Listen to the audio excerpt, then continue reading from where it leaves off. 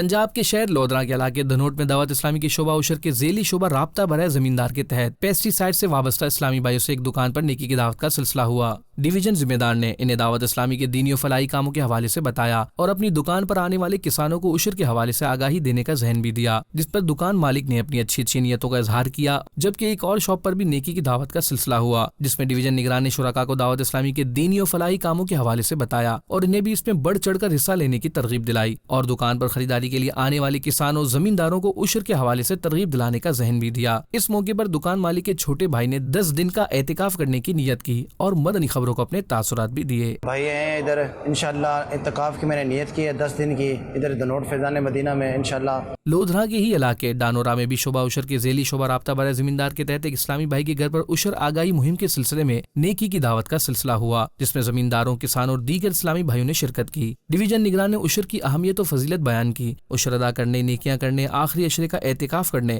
دعوت اسلامی کے دینی و فلاحی کاموں میں حصہ لینے کا ذہن دیا۔ اس موقع پر ڈسٹرکٹ نگران مجلس شعبہ عشر ذیلی رابطہ برائے زمیندار نے بھی اسلامی بھائیوں کی رہنمائی کی۔ ادھر پیسٹی سائیڈ شعبے سے وابستہ دکان پر بھی شعبہ رابطہ برائے زمیندار کے تحت نیکی کی دعوت کا سلسلہ ہوا۔ ڈویژن نگران نے رمضان شریف میں کثرت سے تلاوت قرآن پاک کرنے، آخری عشرے کا اعتکاف کرنے کا ذہن بھی دیا، جس پر ایک اسلامی بھائی نے اعتکاف کراچی میں کرنے کا اظہار کیا اور مدنی خبروں کو اپنے تاثرات بھی دیے۔ بھائی جان آئے عشر کے حوالے سے انشاءاللہ عشر کی ترکیب بھی بنائی بھی ہے اور بناتے بھی رہیں گے، اور اعتکاف